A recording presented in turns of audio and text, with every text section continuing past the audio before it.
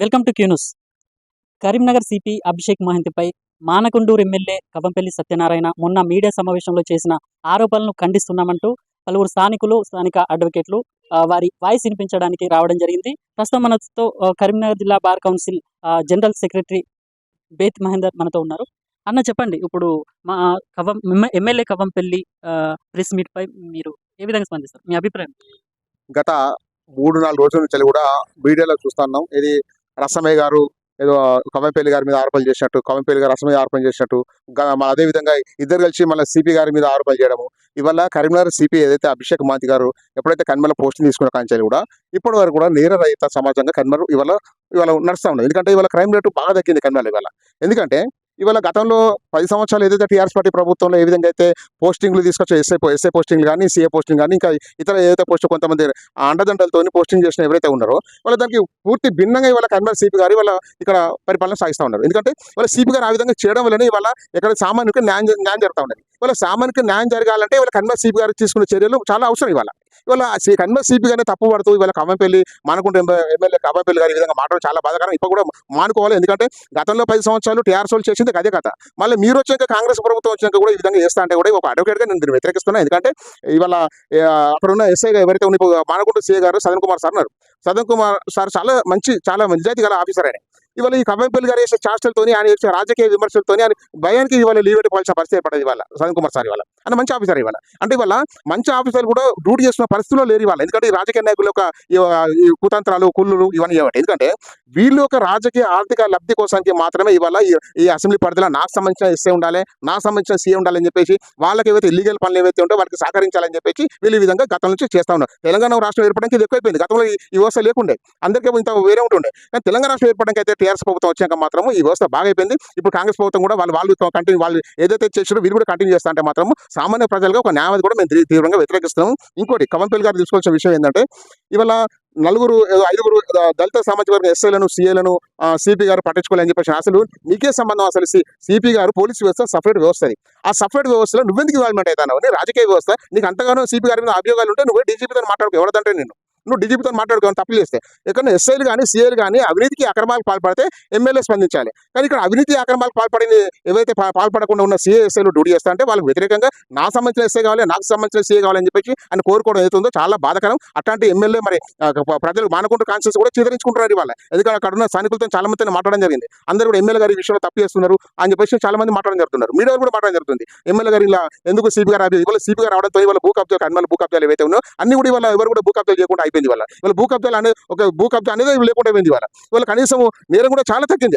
ఇప్పటికి చాలా తగ్గింది. గతంలో ఉన్న సిపి సత్యనారాయణ గౌడ్ అయితే అసలు భూ కబ్జాలకు సహకరించిండు. నాలాంటి వ్యక్తిపై కూడా చాలా కేసు పెట్టడం జరిగింది గతంలో ఉన్న సిపి సత్యనారాయణ గౌడ్ వచ్చినాకనే ఇవాళ అన్ని వ్యవస్థలు నాశనమైనాయి. ఇవాళ నాశనమైన వ్యవస్థని కన్మల్ సిపి గారు బాగు చేస్తా ఉన్నారు. బాగు చేసే సిపి గారి మీద ఆరోపణలు చేయడము కవంపల్లి గారు మానుకోవాలి. ఇకనైనా కానీ మీ యొక్క ఏదైతే ఎమ్మెల్యే పరిధి ఏదైతే ఉందో ఆ పరిధిలో ప్రజలకు న్యాయం చేయండి.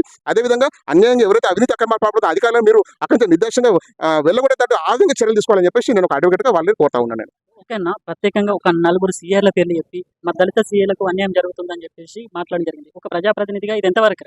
నేను ఏమంటాను ఇప్పుడు ఇంతకుముందు అన్న నేను ఏమన్నా అంటే ఇప్పుడు 4 సీఏలు వాళ్ళు ఇబ్బంది పడే పరిస్థితి పడేది. ఈయన ఏవైతే పేర్లు చెప్పిండో వాళ్ళు ఇబ్బంది పడే పరిస్థితి పడేది. వాళ్ళు మంచి ఆఫీసర్లే వాళ్ళు. కానీ ఈయన 4 పేర్లు చెప్పేసరికి ఇప్పుడు సిపి గారు కూడా వాళ్ళకి ఒకవేళ పోస్టింగ్ చేయాలని ఆలోచన ఉండగానే చేయలేని పరిస్థితి తీసుకొచ్చిండు కవంపల్లి గారి వాళ్ళ.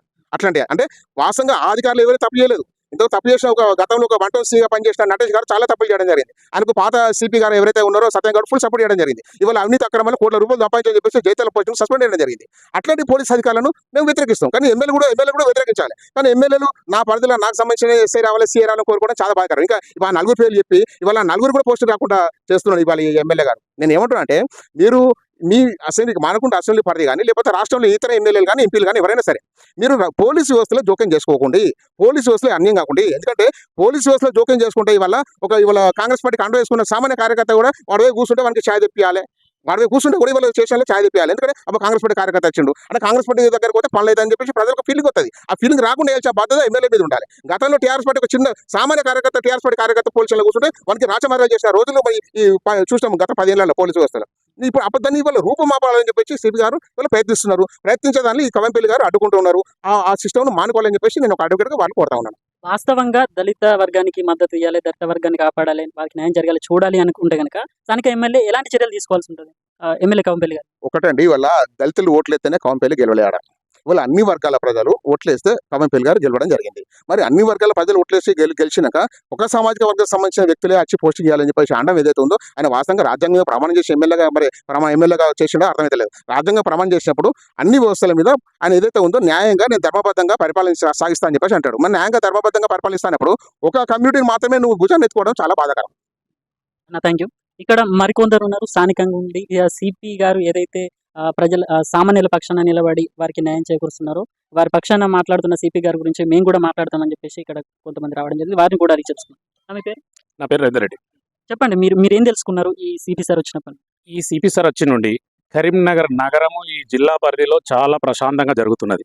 గతంలో అక్రమాలకు పాల్పడ్డటువంటి ప్రతి ఒక్కరిని బొక్కలేసిండు. అప్పుడు ప్రజలందరూ సినిమాలలో హీరోలను చూసి పోలీస్ డ్రెస్ చేసుకున్న హీరోలను, కరీంనగర్ సిపి గారిని మహాంతి గారు వచ్చిన తర్వాత రియల్ హీరోలను చూస్తున్నారు. ఎన్నో భూ కబ్జాకు పాల్పడిన వాళ్ళందరినీ కార్పొరేటర్లు సైతం లోపలేసినటువంటి వ్యక్తి.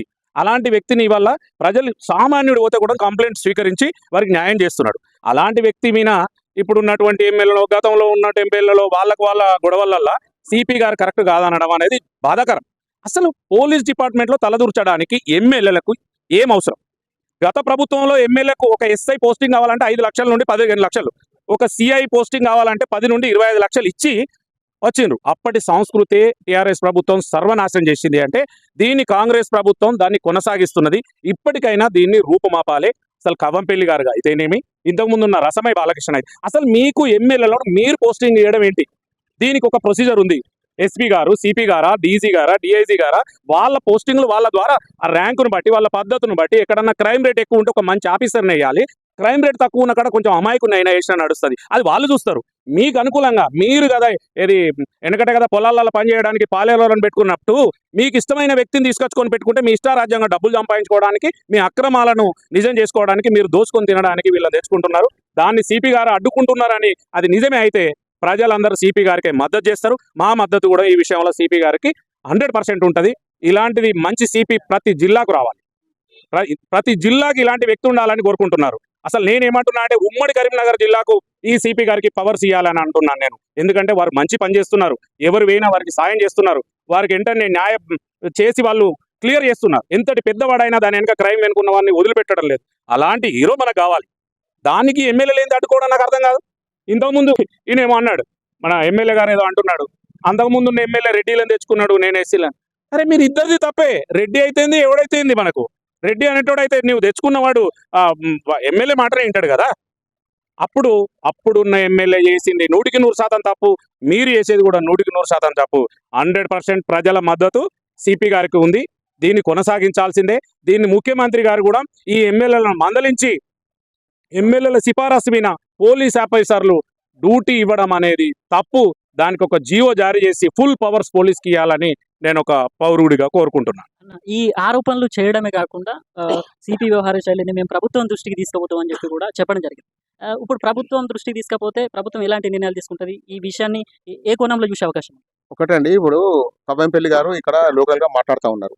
మాట్లాడే క్రమంలో ఇప్పుడు ఈ విషయం మరి ముఖ్యమంత్రి రేవంత్ రెడ్డి గారికి తెలుసా తెలియదో నాకు తెలియదు. ఎందుకంటే ఒక కాంగ్రెస్ పార్టీ ప్రభుత్వంలో ఉండి మరి కన్మ జిల్లా పార్టీ అధ్యక్షుడు కొనసాగుతున్న కవంపల్లి గారు ఏదైతే ఉందో, ఇక్కడ పోలీస్ డిపార్ట్మెంట్ ఇన్వాల్వ్మెంట్ కావడం ఏదైతే ఉందో, మరి అది ప్రభుత్వ దృష్టి కూడా పోవాలి. ప్రభుత్వం కూడా దీనికి ఇన్ఫ్లుయెన్స్ వర్గాలు ఉంటాయి. మరి ఇన్ఫ్లుయెన్స్ వర్గాలు కూడా మరి రేవంత్ గారి దృష్టికి తీసుకెళ్ళాలి. ఎందుకంటే ఈ విధంగా ఇవాళ కవంపల్లి గారికి చేసిన కథ ఏదైతే ఉందో దానికి అనుకూలంగానే రేవంత్ గారు వివరించారు అనుకో, రేపు ఇంకో అసెంబ్లీ కేంద్రం కూడా ఇదే జరుగుతుంది. ఇది రాష్ట్రం మొత్తం ఇదే జరుగుతుంది. గతంలో టీఆర్ఎస్ ప్రభుత్వం ఏదైతే 10 సంవత్సరాలు చేశారో మళ్ళీ వీళ్ళు కూడా గదే పని చేసిన పరిస్థితి ఏర్పడుతుంది. నేను ఏమంటున్నా అంటే, నీకు నిజంగానే అక్కడ స్థానికంగా ఉన్న పోలీస్ ఆఫీసర్లు ఎవరైతే ఉన్నారో వాళ్ళు కరెక్ట్ పని చేయకుంటే నువ్వు సిపి గారికి ఇన్ఫర్మేషన్ పెట్టుకో. కానీ వాళ్ళు కరెక్ట్ పని చేసి నాకు దళితులే కావాలి, ఎస్ఐలు దళితులే కావాలి, సీఎల్ అనేది ఏదైతే ఉందో, నువ్వు ఏదైతే ఉందో పోలీస్ డిపార్ట్మెంట్ సిపి గారు ఇండివిజువల్గా వారి నిర్ణయం తీసుకుంటారు, డీజీపీ పోలీస్ డిపార్ట్మెంట్ తీసుకుంటుంది. కానీ నువ్వు ఏదైతే ఉందో కవంపల్లి గారి యొక్క చర్యలు ఏదైతే ఉందో చాలా బాధాకరం. ఇప్పుడు కూడా నేను ఏమంటున్నా అంటే డీజీపీ గారు కూడా మరి ఈ విషయంలో సిపి గారు కూడా మరి డీజీపీ గారికి దృష్టికి తీసుకెళ్ళాలి. ఇట్లా ఎమ్మెల్యే నన్ను ఇబ్బంది చేస్తున్నారని చెప్పేసి తీసుకెళ్ళాలి సిపి గారు కూడా. మరి సిపి గారు తీసుకు తెలియదు. కానీ ఇప్పటికైతే ఇప్పుడు మానకొండ సీఏలేడి వల్ల ఆ పరిస్థితి తీసుకొచ్చింది కవంపల్లి గారే. ఇంకా కొత్తగా సీఏ రావాలని కూడా భయపడే పరిస్థితి ఇవ్వాలి. ఎందుకంటే ఎమ్మెల్యే ఈ విధంగా ఉంటే రేపు డ్యూటీ ఎట్లా వేస్తారని చెప్పేసి కూడా కొత్త వాళ్ళు కూడా బాగా ఆలోచించాల్సిన అవసరం ఉంటుంది. అంటే కొత్త రావడం కూడా ఇంకా ముందు అవుతారు అట్లా. ఎందుకన్నా అసలు పోలీస్ డిపార్ట్మెంట్ లో ఈ రాజకీయ జోక్యానికి ముఖ్య కారణాలు ఏంటి? గతంలో 2014 తెలంగాణ ఏర్పడగానే పోలీస్ డిపార్ట్మెంట్ లో రాజకీయ జోక్యం ఎక్కువైపోయింది. అంతకుముందు లేదు, ఇంతకన్నా జోక్యం లేదు. ఈ కేసీఆర్ యొక్క వివరశాలు ఏదైతే ఉందో మొత్తము అన్ని వ్యవస్థలు టిప్లో పెట్టుకొని ప్రజల్ని ఇబ్బంది పెట్టుకుంటా ఇవాళ ఆయన ఆర్థికంగా లబ్ధి పొందిండు, అదేవిధంగా రాష్ట్రాన్ని అధోగతి పాలు ఇవాళ. అదే కోణంలో ఇవాళ అదే అలవాటు అదే కోణంలో పనిచేస్తున్న ఇప్పుడు కొంతమంది ఎమ్మెల్యేలు అయితే ఉన్నారో వాళ్ళు దాన్ని కంటిన్యూ చెప్పి ఆలోచిస్తూ ఉన్నారు. గతంలో ఏదైతే ఉందో భూ కబ్జాలు ఇవాళ కరీంనగరే కాకుండా రాష్ట్ర వ్యాప్తంగా కూడా చెరువులు, కుంటలు, నాలాలు, ప్రభుత్వ భూములు, శిఖం భూములు ఏవైతే ఉన్నాయో అన్ని కబ్జాలు గురైనంటే దానికి మూల కారణం ఇవాళ టీఆర్ఎస్ ప్రభుత్వము వాళ్ళకి అనుసరణ పనిచేసిన ఏవైతే రెవెన్యూ అధికారులు కానీ, మున్సిపల్ అధికారులు కానీ, లేకపోతే పోలీస్ అధికారులు కానీ ఎవరైనా కానీ వీళ్ళందరూ కూడా కన్సల్లో పనిచేస్తారు కాబట్టి వీళ్ళ భూ కబ్జాలు ఎక్కువ కావడం జరిగింది. ఇవాళ అదే నేను ఎవరంటే కాంగ్రెస్ వచ్చాక ఇవన్నీ రూపం మాపుతాయని చెప్పేసి అనుకుంటున్నాం. మళ్ళీ వాళ్ళ కవంపేర్లు రూపంలో కొత్త వ్యక్తి రావడము, కవంపేర్లు రూపంలోనే ఇవాళ మళ్ళీ ఈ రకంగా మళ్ళీ ఇవాళ పోలీస్ డిపార్ట్మెంట్ ఇన్వాల్వ్మెంట్ కావడం అవుతుందో చాలా బాధాకరం. ఇప్పటికైనా కానీ ఇవాళ కవంపేర్లు గారు ఆయన ఏదైతే ఆయన స్టేట్మెంట్ ఆయన వాపస్ తీసుకోవాలి, పోలీస్ డిపార్ట్మెంట్ ఇన్వాల్వ్మెంట్ కావద్దని చెప్పి నేను కోరుతా ఉన్నాను. ఓకేనా, మీ పేరు? నా పేరు కిరణ్. మీకు ఎలా అనిపిస్తుంది? ఒకప్పుడు ఇక్కడ ఇంటి పర్మిషన్ తీసుకోవాలంటే ఒక్కొక్క నాయకుడు లక్షలల్లా వేలల్లా తీసుకునేది. ఈ సిపి గారు వచ్చిన తర్వాత రూపాయి లేకుండా ఇంటి పర్మిషన్లతోనే సామాన్యులకు మేలు జరుగుతుంది. అలాంటి సామాన్యులు మేలు జరుగుతుంది అంటే దానికి కారణం సిపి గారే. మీరు రాజకీయ నాయకులు ప్రజలకు సేవ చేయాలి, కానీ ప్రజలకు సేవ చేయకుండా మేము మాకు GMRO కావాలి, సిఐ కావాలి, GSI కావాలని కోరుకున్నాడు. ఇది చాలా తప్పు. మీరు ఒక సామాజిక వర్గానికి ఎమ్మెల్యే కాదు, అన్ని సామాజిక వర్గాలకు ఎమ్మెల్యే, అందరి ప్రజలకు ఎమ్మెల్యే. ఈ ఆరోపణలు సిపి గారి మీద ఒక పౌరునిగా తప్పుపడుతున్నా. ఇలాంటి ఆరోపణలు ఇంత మంచి సిపి మీద చేయడం చాలా బాధాకరం. ఈ సిపి గారికి ప్రజల మద్దతు ఉంటుంది. మీరు ఇంకా ఇలానే చేస్తే మీ మీద వ్యతిరేకతతో పాటు మిమ్మల్ని రాస్తా రోకలు ముట్టడిలు జరగవలసి వస్తుంది. ఇంత న్యాయంగా ఇంత నిజాయితీగా వ్యవహరిస్తున్నప్పటికీ ఇష్టారాజ్యంగా సిపి వ్యవహరిస్తున్నాడు అన్న విమర్శలు వస్తున్నాయి. మరి దానికి ఇష్టారాజ్యంగా ఎందుకు వివరిస్తుండో, అక్రమార్కులకు ఇష్టారాజ్యంగా వివరిస్తుండో, అన్యాయం చేసేటోనికి ఇష్టారాజ్యంగా వివరిస్తుండు. ఏంటిదంటే బడాబాబులు, పైసలున్న బాబులకు ఇష్టారాజ్యంగా చేస్తుండో అనిపిస్తుంది. ఎందుకంటే వాళ్ళకి భూ కబ్జాలు, అక్రమాలు, ఒక్కొక్క కార్పొరేటర్ లక్షలలో తీసుకున్నాడు. ఒక్కొక్క కార్పొరేటర్ అరెస్ట్ ఎందుకు అవుతుంది? అలా సామాన్యుల భూమిలు కబ్జాలు పెట్టి ఎందుకు అరెస్ట్ అవుతారు? ఇష్టారాజ్యం అనేది అక్రమార్కులకు, ప్రజలకు కాదు. న్యాయంగా బతికే ప్రజలకు సిపి గారు మంచివాడే. అన్యాయంగా బతికే వాళ్లకు ఈ మీడియాను మేనేజ్ చేసుకుంటూ పేపర్లో రాయించుకుంటూ మీడియాలలో అది చేసుకుంటూ కొన్ని మీడియా వ్యవస్థలు డబ్బులకు తీసుకొని ఇష్టారాజ్యంగా రాయడం, ఇదంతా ఏంటిదంటే అతను ఉంటే వీళ్ళ ఆటలు సాగుతలేవు కదా. అతను పోతే వీళ్ళ ఆటలు సాగితే ఏదైనా చేసుకోవచ్చు అనే ఒక ఆలోచన వాళ్ళది. థ్యాంక్ యూ అన్న. సో ఇది మొత్తానికైతే కరీంనగర్ సిపి గారి పైన అడ్వకేట్స్ అండ్ స్థానిక ప్రజల అభిప్రాయాలు ఇలా వ్యక్తం చేశారు. అయితే ఏదైతే అబద్ధాలు ప్రచారంలో ఉంటే నిజాలు కర్మారువైపోతాయనే ఉద్దేశంతో మా వాయిస్ కూడా మీకు వినిపిస్తామని చెప్పేసి మమ్మల్ని సంప్రదించి వాళ్ళ వాయిస్ వినిపించినందుకు అందరికీ థ్యాంక్ యూ అన్న. ఏదైతే రాజకీయ జోక్యాన్ని పోలీస్ డిపార్ట్మెంట్లో లేకుండా చేస్తే వాళ్ళు విధులు సక్రమంగా నిర్వర్తించి ప్రజలకు మరింత చేరువై అందరికీ న్యాయం జరిగే అవకాశాలు ఉంటాయని చెప్పేసి వీరందరూ కూడా మాట్లాడడం జరుగుతుంది. వీరికి సంబంధించి ప్రభుత్వం దృష్టికి కూడా తీసుకుపోతామని వాళ్ళు చేసిన ఆరోపణల్ని కూడా వీళ్ళు తిప్పుకొడుతూ ఇంటెలిజెన్స్ ద్వారా ప్రత్యేకంగా ఎంక్వైరీ చేయించి నిజ నిజాలు తెలుసుకున్న తర్వాతే ఎలాంటి నిర్ణయాలను తీసుకోవాలని చెప్పేసి వీళ్ళు కోరడం జరుగుతుంది. ఇది కరీంనగర్కి సంబంధించిన సిపి గారి పైన ఉన్న రిపోర్ట్. కెమెరా పర్సన్ సితో సంపత్ యూనుస్, కరీంనగర్. లైక్ చేయండి.